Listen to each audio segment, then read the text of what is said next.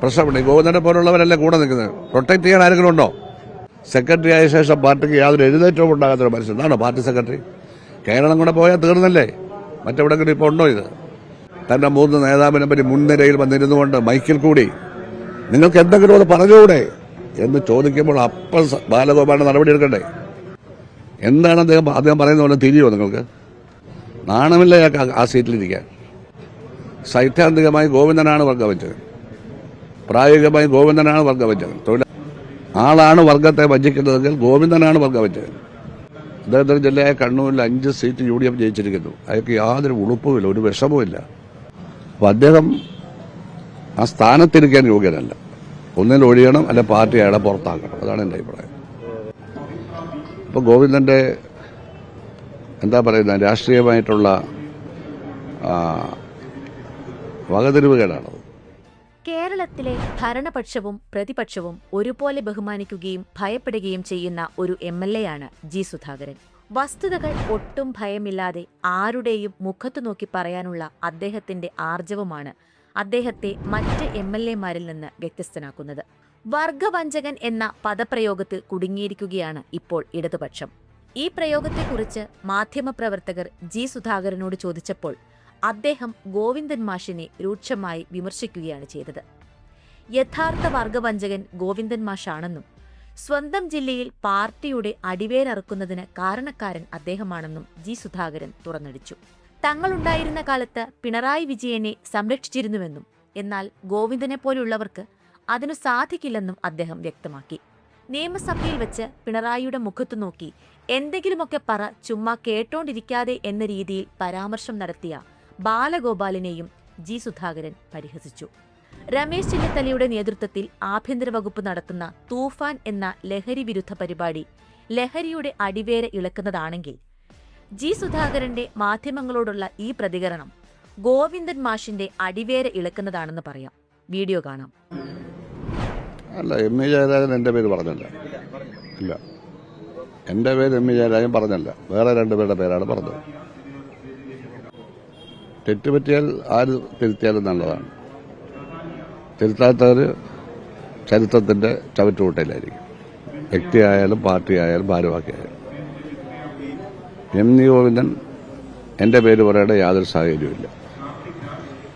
പാർട്ടിയിലേക്ക് തിരികെ എടുക്കണം എന്ന് ME ജയരാജൻ പറഞ്ഞത് വേറെ 2 പേരെ പറ്റിയാണ്. കുഞ്ഞിക്കണ്ണനെയും ഗോവിന്ദനെ പറ്റി. എന്നെ പറ്റിയൊന്നും പറഞ്ഞിട്ടില്ല.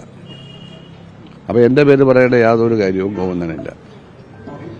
അപ്പോൾ ഗോവിന്ദന്റെ എന്താ പറയുന്നത്, രാഷ്ട്രീയമായിട്ടുള്ള വകതിരിവുകേടാണത്. ഞാൻ അയാളെ ഒന്നും പറഞ്ഞില്ല. അപ്പോ ഇങ്ങനെ പറയുന്ന ഗോവിന്ദൻ വർഗവഞ്ചകൻ എന്ന് പറഞ്ഞാൽ എന്താണെന്ന് ഗോവിന്ദൻ അറിയില്ല. വർഗം എന്താണെന്ന് ഗോവിന്ദൻ അറിയില്ല. ഞാനിതൊക്കെ വിശദീകരിച്ചു. ഞാൻ യോഗങ്ങളൊക്കെ പറയുന്നുണ്ടല്ലോ എന്താണ് വർഗം, എന്താണ് വർഗവഞ്ചകൻ. ഗോവിന്ദൻ ഇതൊന്നും അറിയില്ല. വലിയ സൈദ്ധാന്തികനാണ്. നിങ്ങൾ പത്രക്കാർ കൊടുത്ത യാതൊരു അടിസ്ഥാനമില്ലാത്ത ഒരു ലേബൽ കൊടുക്കുക.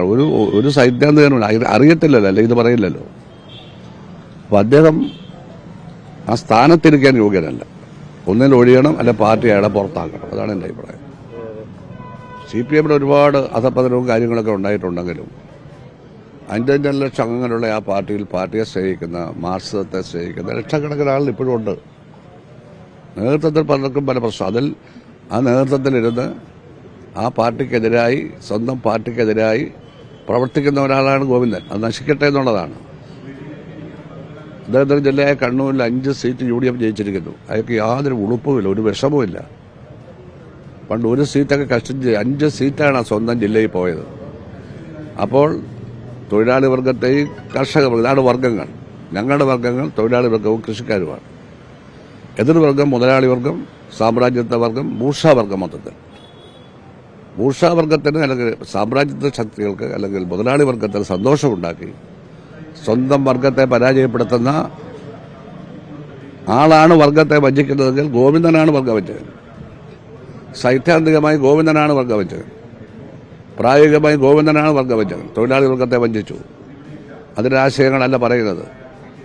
ഞാൻ CPM-ൽ നിന്ന് പുറത്താക്കപ്പെട്ടതല്ല, ഞാൻ രാജിവെച്ചതല്ല എന്നുള്ളത് എല്ലാവർക്കും അറിയാമല്ലോ. ഞാൻ എൻ്റെ സ്വന്തം ഇഷ്ടപ്രകാരം മെമ്പർഷിപ്പ് പുതുക്കാതിരുന്നപ്പോൾ അത് വർഗവഞ്ചനയാവുന്നത് എങ്ങനെ? അതെങ്ങനെ? പാർട്ടി ഭരണഘടനയിൽ തന്നെ പറയുന്നുണ്ട് മെമ്പർമാർക്ക് രാജിവെക്കാം. പക്ഷേ രാഷ്ട്രീയ കാരണങ്ങളാണെങ്കിൽ പുറത്താക്കും. രാഷ്ട്രീയ കാരണമൊന്നും ഞാൻ പറഞ്ഞില്ലല്ലോ. ഞാൻ പുതുക്കാതെ പറയുന്നത് ഒത്തിരി കാലം കഴിഞ്ഞാൽ ഇതൊക്കെ വെളി വന്നത്. അപ്പോൾ പാർട്ടി ഭരണഘടനയിൽ തന്നെ ഒരു മെമ്പർക്ക് പാർട്ടി മെമ്പർഷിപ്പ് ഉപേക്ഷിക്കാൻ അവകാശമുണ്ട് എന്ന് പറഞ്ഞ പാർട്ടിയിൽ രാഷ്ട്രീയ കാരണങ്ങളാൽ രാജിവെച്ചാൽ പാർട്ടിയിൽ നിന്ന് പുറത്താക്കും. രാജി അംഗീകരിക്കില്ല. ഞാൻ സ്വയം മാറിയതാണ്. പാർട്ടിയെപ്പറ്റി ഞാൻ ഒന്നും പറഞ്ഞില്ല. ഞാൻ രാജ്യം പോയി ഇതെന്ന് പറഞ്ഞതാണ്. അവരെല്ലാം അംഗീകരിച്ചതാണ്. അപ്പോൾ വർഗവഞ്ചകൻ ഗോവിന്ദനല്ലേ?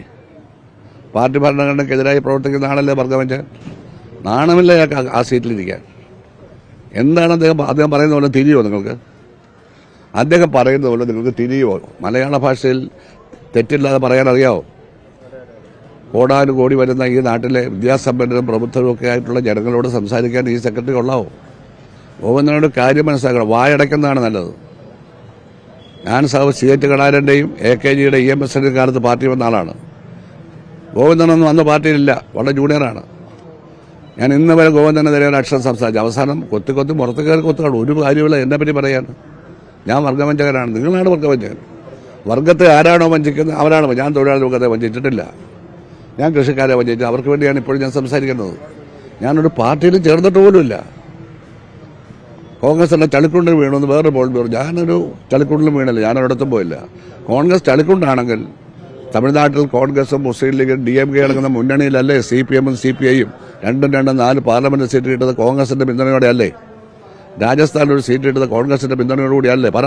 കേരളത്തിൽ നിന്ന് ആകെ ഒരു സീറ്റാണ് കിട്ടിയത് സ്വന്തം ശക്തി. അങ്ങനെ ഒറ്റ സീറ്റിലേക്ക് ഈ പാർട്ടിയെ കേരളത്തിൽ എത്തിച്ച ഈ ഗോവിന്ദന് നാണമില്ലേ സംസാരിക്കാൻ? ആ സ്ഥാനം രാജിവെച്ച് നോക്കണം. നിങ്ങൾ എന്തിനാണ് ഇതിന്റെ മേലിൽ ഞാൻ കടക്കരുവിനെ പോലെ കൂങ്ങിക്കിടക്കുന്നത്? പാർട്ടിയെ പറ്റി അറിയാവുന്ന പരിചയമുള്ള എല്ലാവരും. ഞാൻ അപേക്ഷയൊന്നും കൊടുത്തില്ലല്ലോ എന്നെ എടുക്കണമെന്ന്. ഞാൻ അപേക്ഷയൊന്നും കൊടുത്ത് കാത്തിരിക്കുകയല്ലോ. ഞാൻ സ്വതന്ത്രനാണ്. ഞാൻ LDFലും ഇല്ല UDFലും ഇല്ല. പക്ഷേ മുഖ്യമന്ത്രി സതീശന്റെ നല്ല കാര്യങ്ങൾക്ക് ഞാൻ നിയമസഭയിൽ വോട്ട് ചെയ്യും. ഗോവിന്ദന്റെ പാർട്ടിക്ക് അവിടെ ശക്തമായ പ്രതിപക്ഷമില്ല. ബഹുമാനപ്പെട്ട മുൻ മുഖ്യമന്ത്രി പിണറായി വിജയൻ ചിലപ്പോഴേ വരുവുള്ളൂ സഭയിൽ. അദ്ദേഹത്തിന് ചില ശാരീരിക പ്രശ്നങ്ങളൊക്കെ ഉണ്ട്. അതെനിക്ക് മനസ്സിലാവും. പക്ഷേ അതിന് പകരം സംസാരിക്കേണ്ട ബാലഗോപാലൻ മുഖ്യമന്ത്രിയെ ശകാരിച്ച് സംസാരിച്ചത് നിങ്ങൾ കേട്ടില്ലേ നിയമസഭയ്ക്കകത്ത്? മിസ്റ്റർ ഗോവിന്ദൻ, ഇതാണോ തൊഴിലാളി വർഗ സംസ്കാരം? ഇതാണോ കർഷക സംസ്കാരം? നിങ്ങളുടെ കൂട്ടുകാരും തൊഴിലാളി വർഗത്തെയും കൃഷിക്കാരെയും നിയമസഭയിൽ വഞ്ചിച്ചുകൊണ്ടിരിക്കുകയാണ്. 66 വർഷം പാർട്ടിയിൽ പാരമ്പര്യമുള്ള പാർട്ടിയുടെ സ്റ്റേറ്റ് സെക്രട്ടറി ആയിട്ട് PV മെമ്പറായ 2 തവണ മുഖ്യമന്ത്രിയായ തന്റെ 3 നേതാവിനെ പറ്റി മുൻനിരയിൽ വന്നിരുന്നുകൊണ്ട് മൈക്കിൽ കൂടി നിങ്ങൾക്ക് എന്തെങ്കിലും അത് പറഞ്ഞുകൂടെ എന്ന് ചോദിക്കുമ്പോൾ അപ്പോൾ ബാലഗോപാലൻ നടപടി എടുക്കണ്ടേ? എടുത്തോ? അപ്പോൾ നിങ്ങൾ തൊഴിലാളി വർഗത്തിന്റെ ആ വർഗപരമായ ഉത്തരവാദിത്വം നിർവഹിക്കുന്നില്ല. നിങ്ങൾ വർഗത്തെ വഞ്ചിച്ചു ഗോവിന്ദൻ. എത്ര കാലം അവിടെ ഇരിക്കാൻ പറ്റും? നിങ്ങളുടെ കീഴിൽ പഞ്ചായത്തിലെ സീറ്റ് ഒരുപാട് പോയി. നിങ്ങളുടെ കീഴിൽ ജില്ലാ പഞ്ചായത്തിൽ ആലപ്പുഴയിൽ 2 സീറ്റ് ഉണ്ടായിരുന്ന UDFന് ഇപ്പോൾ 8 സീറ്റായി. ബ്ലോക്കിൽ മഹാഭൂരിപക്ഷവും ആലപ്പുഴ UDF പിടിച്ചു. പാർലമെന്റിൽ അവർ ജയിച്ചു.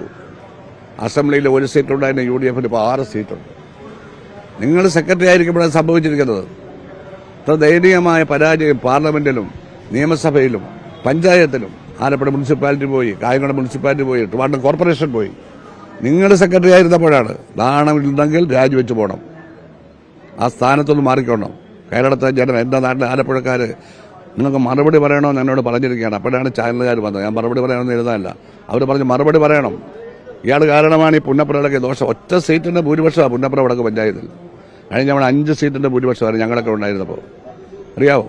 ഇവിടുത്തെ പല പഞ്ചായത്തും പോയി. എല്ലാ പഞ്ചായത്തും പോയി. സൗത്തിലെ പോയില്ലേ എല്ലാം. അപ്പോൾ ഗോവിന്ദനെ CPMനെ നയിക്കാൻ CPM ഒരു കമ്മ്യൂണിസ്റ്റ് പാർട്ടിയാണെന്ന് വിശ്വസിക്കുന്നുണ്ടെങ്കിൽ അതിനുള്ള കെൽപ്പില്ല, ആശയപരമായ അറിവില്ല. അദ്ദേഹം ഒരധികപ്പറ്റാണ് കേരള രാഷ്ട്രീയത്തിൽ. അത് ഗോവിന്ദൻ തിരുത്തിക്കൊണ്ടിരിക്കുന്നതാണല്ലേ. ഗോവിന്ദൻ കൂടുതൽ ഗുരുതരമായി തെറ്റ് ചെയ്യുകയാണ്. ഇയാൾ വിചാരിച്ചാൽ എങ്ങനെയാണ് തെറ്റ് തിരുത്തുന്നത്? കമ്മ്യൂണിസ്റ്റുകാരെ വിചാരിച്ചാലേ തെറ്റ് തിരുത്തുന്നത്. അത് കമ്മ്യൂണിസ്റ്റാണ്. അതാണ് ഇങ്ങനെ സംസാരിക്കും എന്നെ പറ്റി. ഞാൻ അദ്ദേഹത്തെ വല്ലതും പറഞ്ഞു.